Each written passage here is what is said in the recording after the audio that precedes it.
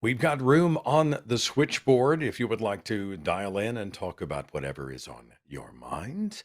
I can probably get you in the next 10, 12, 15 minutes, depending on what Amir brings to the Hello. table. Amir, welcome. Hi, gentlemen. How are you? Pretty good, Amir. How you Doing well. doing? I'm doing great, man. I saw you guys on like Instagram threads of all of all apps, and it was I saw one post, and then I kind of just scrolled past there, and my feed refreshed, and I was like, okay, if I see these guys again, then I'm definitely gonna join their live. So next week later, here we are. Well, Okay. what's on your mind? Yeah. So basically, when I see you guys, I know that it seems like you guys seem like very genuine people. Like you actually want to get to the truth. So you guys open debate for many people. You want to hear many different sides of many different theologies. Mm-hmm. So yeah, Yeah. basically from the Muslim perspective, we believe in like the Almighty Allah, God, the one true God, and His final messenger Muhammad, peace be upon him. And essentially, what I wanted to get into was the thought of empirical evidence, and essentially, what kind of evidence would you guys use to decipher if God is true or not? Oh, which Uh, God? I guess, do you The want us to one believe true. in Allah? Are we going to start there? Yeah, essentially. But I mean, first, before we get the actual like creed of the religion, I believe that you should establish logic first before faith. That's something that our prophet endeared. So I would say to believe in one entity, the initiator, the creator of the heavens and the earth, it is important to kind of ask you guys, what do you believe is evidence? Do you have to go into like a microscope or a telescope into space and see God for yourself to like actually have that kind of proof, or does other proof work for you? well, so as far as proof goes, and the subject of your particular God, I would say that there's very likely no proof that could convince me that your particular God exists. I'm very gnostic when it comes to specific definitions. So, like, if you're talking about just in general, like a God existing, then I mean, we could have that conversation. But if you're making the specific claim of the Muslim God, I would say that there's nearly no evidence that could convince me that your God in particular exists. Okay, yeah, I hear you, but I'm kind of more trying to appeal to the general idea of God before we get into the creed itself, like the actual Muslim belief. I know that you guys don't want to keep me here all day, and like, you guys have other callers and stuff, but I think the most important thing is to establish the belief, or not the belief, but the evidences that we have for the one true God before we even get to Islam. Like, if we leave Islam out of this for now, that would be great. But first, we should establish the logic of what evidence there is for God. Well, if there is a God claim, that should be a testable claim, shouldn't it? Yes, I agree. Okay. So then we would have processes to determine whether or not that God existed. What are the characteristics and attributes of that God? What are the edicts of that God? We should be able to use experimentation to be able to determine that that God exists and then determine that God's properties. I think Mm. experimentation probably the best word that I would use. We use the tools that we have and the reality in which we exist to test the claim. And if that God does not pass the test, the evidential test, then I think we just say, no, we do not believe in that God. And if it absolutely fails, we say we outright disbelieve, which I think is what John was going for. And we talk about some of the theistic gods with a proper name. We can say, well, in the more nebulous sense, we can say, is there a watchmaker God out there, some deity floating around, whatever? But we know that the theistic gods of the specific religions of planet Earth, we can say, no, no, those have been disproven as mythology. I mean, experimentation would be fair, right? You should be able to test the God claim, right? You should be. Yeah, that's part of establishing the logic, I believe. So when Yeah. you provide those tests in your own life to prove Allah. You've done that? Have you done the experiments, and has Allah then been revealed in the results of those experiments? When we say Allah has been revealed to myself, I wouldn't say that He, in His Majesty, has not shown His face to me. I have not seen the Prophet for myself. That is the essence of the faith part of it. But first, we come to establish the logic of it. When we see the fact that there is things in this planet, in this Earth, in this universe that uh, we know for a fact exist, but we can't, use empirical evidences to like see that. We can't, like essentially the consciousness. That is a arbitrary, not arbitrary, but that is an acute thing that we can't see, touch, taste, or smell. So I'm not sure I we have agree to with first that establish. statement. But so if I come to you, Amir, and I say, well, there is a consciousness, there are things we simply do not know or cannot explain, and that would be Yahweh, Krishna, some other deity. How would you differentiate? How would you prove one or disprove the other? And faith doesn't really That work for us that because is, we're all invoking faith, right? I see what you're saying, but I also think that it's further down the argument for God when we come to the creed part. The first is to establish if there is a God, whether it's the Hindu gods who believe in multiple gods, or the Trinity, or the oneness, the Tawheed of Allah. First, we have to establish if there is many gods, they have created this heaven and the earth. If there's one God, it's created the heavens and the earth. So when we see things and we know the existence of things that are not there, and I'm not trying to adhere and tell you that the consciousness itself is God or anything unseen is God, but we have established the fact that there are things that we can't use empirical evidence to prove, but we know for a fact that they exist. How do you So know for so a fact what? they exist? Oh, go ahead, John. Forgive me, brother. No, no, no, you're fine. I was just going to ask if he could give us like a concrete example of what you're talking about here, things that are not empirically provable, but we know to exist. I'm kind of curious as to what you're talking about. Sure. There's a few things. I would say one is definitely consciousness. We're not able to exactly prove or pinpoint No, we can. where consciousness No, we exists can. in We the can brain. prove and we can pinpoint where consciousness comes from. Consciousness is an emergent property of a complex central nervous system. So that's provable that consciousness at least originates from our brains, and our consciousness, is affected by our brain chemistry and our brain structure. So, like that, we know exactly where that is. Can you name another thing that we can't empirically prove that we know to Although exist? I disagree because the entire point of gray matter in the brain is to transmit electrons throughout each other and electricity in general. So I don't really know exactly where Right, you and have that pinpointed complex, consciousness. right? So sorry, and that complex interaction is what produces a consciousness. That it's a complex interaction of our neurons and our brain chemistry that causes us to have a consciousness or to have like an awareness of ourselves. So that is something that's understood. We may not understand consciousness like 100% or fully or anything like that, but we don't have to in order to know that one, it exists, two, where is it located, and three, how do we explain it as a matter of the natural world? So I just simply disagree with you that consciousness is magic and that we have no evidence that consciousness exists, but we know that it exists. So is there Yeah. another thing that you can mention that it has no empirical evidence, but we know exists? Yeah, I'm gonna disagree with you respectfully. I know that you have your arguments for that, but I would say the second thing would definitely be antimatter. I mean, there's the fact that there is nothing in this universe that we know of where there is nothing. There's no such thing as nothing in this universe as we know of, even outside the Okay. realm of the universe's lines, the infinite lines of the universe. I don't believe that's true either.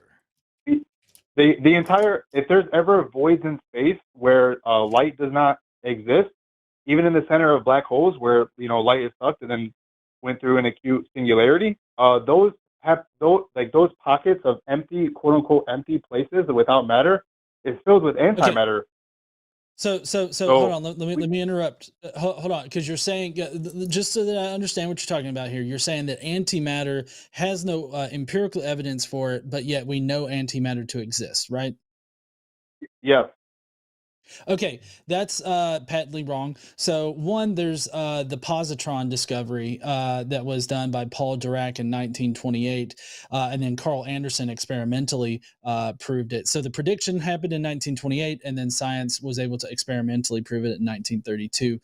With the positron, there's a cosmic ray observations. Antimatter particles such as positrons are naturally created in cosmic ray collisions.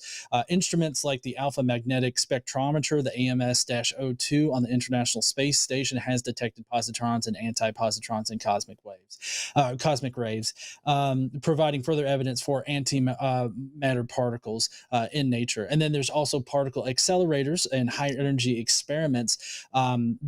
We've been able to produce antimatter in colliders. Like antimatter is routinely produced in particle accelerators, such as the Large Hadron Collider at CERN.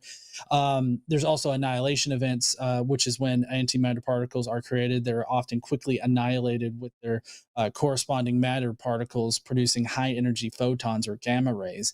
These annihilation events are direct evidence of antimatter being produced and observed in controlled settings. And then number four piece of evidence, positron emission tomography or PET scans. So this is medical application. So these PET scans and medical imaging technique uses positrons, the antimatter counterpart of electrons. A radioactive tracer that emits positrons is ejected into the body, and then subsequent annihilation of positrons with electrons emits gamma rays. Then there's the observation of hydrogen. So anti-hydrogen creation and trapping. In 1995, scientists at CERN successfully created anti-hydrogen atoms, which consist of an antiproton and a positron. And then in 2012, they managed to trap anti-hydrogen atoms for longer periods, allowing for more detailed study. And then there was symmetry testing done on anti-hydrogen particles. So the properties of anti-hydrogen are studied to test the CPT symmetry, the charge, parity, and time symmetry, and to explore why our universe seems to contain more matter than antimatter. And then finally, there's gamma ray observations in space. So like we have a lot of evidence for antimatter, that antimatter actually exists. And so that again is not something that we don't have empirical evidence for, but yet we know to exist.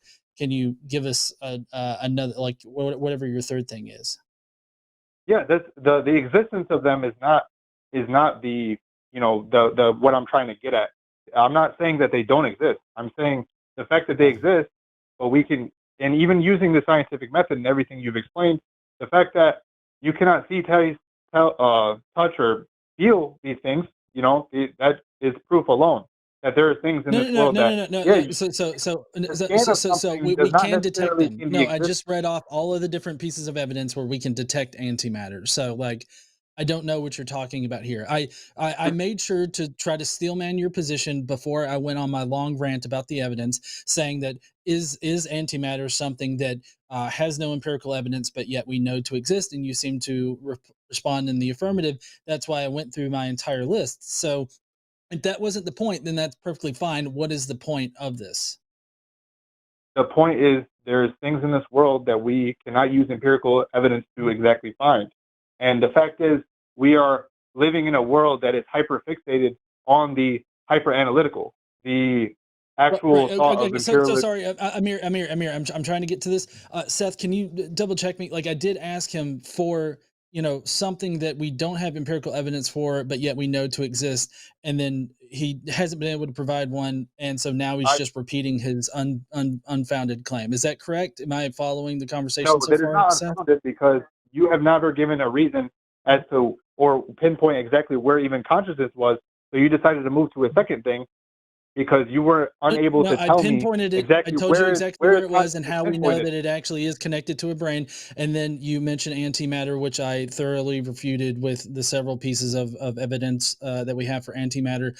And so now I'm asking for a third thing so that you can actually substantiate your claim that you're just baselessly saying. So right now it just seems like It's you not have an basis unfounded if claim. I'm unable to take to the one topic because we have moved on and you're expecting a third thing when we haven't even covered the claims of the first one, which you asked me to just move on to. No, I mean Because I've already done it. Like no, I've the already existence explained of it. I've electricity in the explained all of that. brain, No, you really haven't. The existence of electricity in the brain has not proven or pinpointed exactly where consciousness exists. Okay, Part of me look. thinks So all I'm that trying to do, all I'm trying. Go ahead, Seth. no, no, I've no. I rambled. mean, I don't want to derail you if you've got something else to say. I'm still stuck over here on Allah and Muhammad and Okay. how that connection was made. What I'm mostly hearing is, let's just say there are things that we do not know or have not explained or have not found a way to test yet. I simply disagree with this idea that it's not testable or they exist beyond being measured in the physical world. And secondly, if there was such a thing that hinted to some, I don't know, supernatural other deity or otherwise, why the God of the Quran specifically? Because all I heard was faith. I haven't seen Muhammad. I haven't had firsthand knowledge. I can't prove it. I just know in my heart. That's what I heard. So I'm kind of stuck back on the Quran, Amir. Why Yes. Allah? Okay. I think that's a beautiful question. I would say that why the Quran, why Islam, is because this is the only religion to exist to have the original scripture intact from when it was in time, when the Prophet, we say No, it's not. things like, yes, No, there it's is. not. Because No. yes, the Sanskrit of the Hindu Vedas are not, of a dead language who has So not been so able to interpret that. Amir, The, Amir, let's just sure, we'll throw a wild hair out there. Let's just say that you're correct about that. I don't think that you are, but let's just say that that's okay. correct. Uh, what is that like? Just because it's been repeatedly copied down accurately, what does that say about the truth of reality? Like, why should we think that this has For any sure. kind of connection to like reality? Yeah. Okay. So I think that that's basically what I was getting to is the fact that just because something has been had a chain of transmission or has survived a long time or able to you know uh, carbon date something does not necessarily make it true. Just because something is older than something else does not make it true either. Then The why bring it up? evidence is, excuse me, one more time. Then why bring it up? I mean, that was the first thing that you mentioned, like that the Quran has an unbroken line of transmission to where it's the original stuff that's been written down. If it has no bearing on whether or not the Quran or your faith is actually true to reality, it kind of feels like it's a pointless thing to even bring up in the conversation, especially first shot out at answering Seth's question here.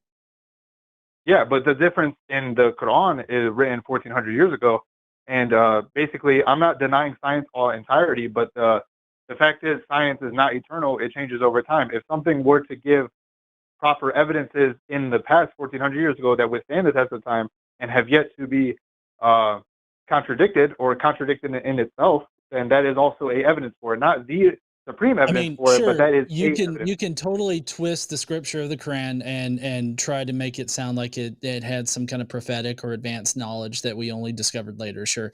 Sorry, Seth. I interjected. You were about to You're say something. fine. You're fine. I just think this somebody wrote some shit down and we can trace it. And I'm not convinced that we can. In fact, David Fitzgerald has a new series of books out that even questions whether or not there was a Muhammad that existed. And that's a whole other conversation.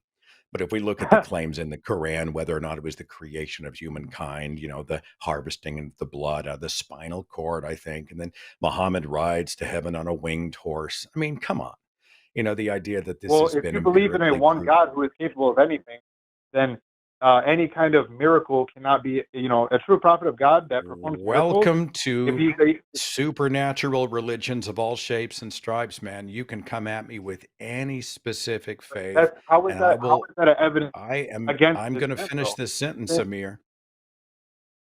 You can come at me with any faith and invoke the supernatural, and that and $5 will get you a cup of coffee at Starbucks, man.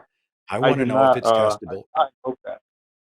If you can I, prove that it I didn't happened, invoke the I'm supernatural that interested. you brought up. If you're taking it on faith or saying it's not measurable or God works in mysterious ways or it happens off here in sort of another, it's some membrane beyond the world that we live in, this is not helpful to me and it's a claim anybody can make. Anything else before I move on? Yeah. Where do you believe the universe came from? I don't know. How did how did the universe come to be? I do not know. John, do you know? Okay. I Your mean, faith is so on I so don't as far as no, so first of all, I don't know is a perfectly fine response. I don't know doesn't mean that magic is automatically the default explanation and it's better than I don't know. So like you can just fuck off with that kind of thing right know. there. But That's why I I said tend to establish the lean. logic first. Hold on. You asked the question. I'm trying to answer it. So I tend to lean more in the quantum fluctuation explanation for how our universe inflated. Now, as far as like where did it come from? Like, I don't think that it had to come from anywhere. I just think that the universe naturally inflated through natural phenomena that, we've hypothesized about how it could have happened. And there's multiple different ways in which it could have happened. So, like, are we ever going to know? No, we're not going to know.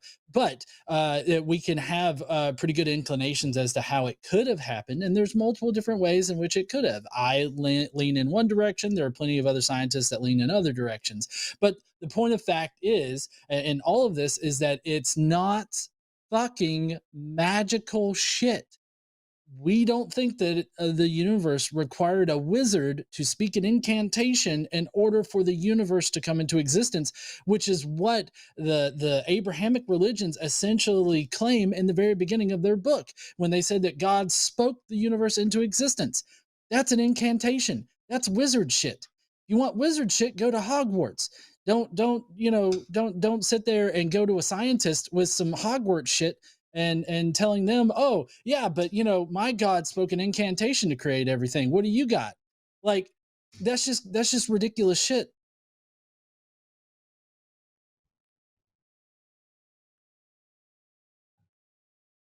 Final thoughts, Amir? Wow. We've been with you for 20 Yeah. minutes. I'm So about to move on. okay, just real quick. So my analogy is that you guys, or my belief and what you guys are trying to tell me, is that it's either I don't know or the universe is eternal from naturalistic means of inflating the universe. We didn't say any Because of you that. said it I didn't natural. say anything about You said a eternal. I natural didn't say anything. inflation. I'm saying we don't know what caused the singularity. We do know that the singularity is something that we have measured. We can actually measure the age of the universe. We can measure the Yes. expansion of the universe. We can understand many of the processes that have happened in the last 13.8 billion years. But what caused the Yes. singularity, I don't know. John doesn't know. You don't know. And I take it on faith, even though I haven't seen the one who created all things. That doesn't really work for us. I think that's fair. Okay. Okay. Yeah. So I'll end it on this. I want you guys to know I respect your arguments. I respect your side. I'm not trying to offend you guys. My last I'm not offended. kind of just go ahead here if you guys would allow it. You So have yeah, a essentially, what? If we'll allow it. I'm uh, sorry, once again. I said if you guys will allow it. I just have one more thing to say, if that's okay. Yeah, sure. Okay, so for this analogy, let's say the beginning of the universe, the Big Bang, which I believe to myself, but before the Big Bang. Let's say there is nothing, and for the essence of the Big Bang itself, let's look at an analogy of a sniper. You guys have probably heard this before. Imagine a sniper has his target in his crosshairs. He's ready to fire, and he has to call in to the general to see if he can take the shot. Right? This the general says, "Hold No. on, let me contact my superior." Well, and then that superior contacts his superior. He says, "Hold on, I needed permission to contact an even higher superior," and it keeps going infinitely. Let's say there's an infinite chain of generals Can, that are can, can I superior can to I the stop previous. you right here? Can I stop Would you the right shot here? ever be fired? This is a Would the shot false. ever This be is a fired? false analogy. This is a false analogy. Okay, and I'll explain How why. so? So you're positing that we're at the end of the universe. We're at the heat death of the universe. The heat death of the universe is about to happen. Like as soon as we No, get the clear to take the shot, that's the heat death of the universe. Where we're no, that's the Big Bang. currently at right The now. shot is the Big Bang. No. Stop. So currently, right now, we are in the middle of this. So we're in the middle of this chain. you're going to have to posit that the chain simply does not exist in order to say that we can't pick out any certain moment in that chain of like requesting, permission, Gesundheit, requesting permission to take the shot, right? And so like you're saying that we can't pick at any point in that chain, like, oh, this is where it is. So just like on a number line, which I feel like is a bit more easy, or is easier for people to really sort of conceptualize. Imagine a number line, and we don't know where on the number line we're at. We just know that we're at point N, right? And it extends in infinite directions on both sides, right? It goes to infinity, positive infinity, negative infinity. What you're trying to tell me right now is that we simply can't pick a number on the number line. That's what you're telling me right now. And that just doesn't make sense to me. We can totally pick out a single number, a single spot on that number line without actually knowing if there's a negative infinity going one way or if there's a positive infinity going another way. The fact is that point still exists. You're still at that point. So unless you're positing that you just simply cannot pick a point on the number line at all, then your entire argument here is moot. Like it makes no sense. Strawman point, because essentially, so the bullet itself is what the universe is beyond the Big Bang. The shot itself is caused by an initiator, which is one of the numbers on the number line. If the numbers have no sense of agency themselves, the shot will never be fired, is what I'm trying to tell you. Yeah, and like I said, false The analogy. I shot don't being know, the Seth. He's creation of not the really universe. listening to us. I appreciate you calling, Amir. We're going to move on. Take care of yourself. Thank you. So many assumptions being made that the singularity would not take place unless there was an agent giving the command to initiate, and then that agent may need a command from a higher up or a higher up. There is a who, which is part of his analogy that is simply has not been demonstrated. If there was a who, I would like to know. But I think, there's a series of assumptions that are being made at the beginning of the sniper analogy that simply fall apart. So if you can't provide the correct foundation for the argument, I find the argument itself is problematic. Hello, everyone. I'm Jimmy Snow, executive producer of The Line, and the rumors are true. Forrest Valkai is, in fact, a hostage in my basement. If you would like to contribute to his freedom one day, you can do so by supporting us over on Patreon or becoming a channel member. There are specific tiers for specific shows or the channel at large. You can also send us super thanks. Those are great. You can like, comment, and subscribe. Also, fudge the algorithm. Go to one of these things. The algorithm doesn't matter. It thinks it knows you better than we do. Better than you do? I know you better, Hank. There's a bunch of people named Hank. I just freaked way out. Okay, go to one of these.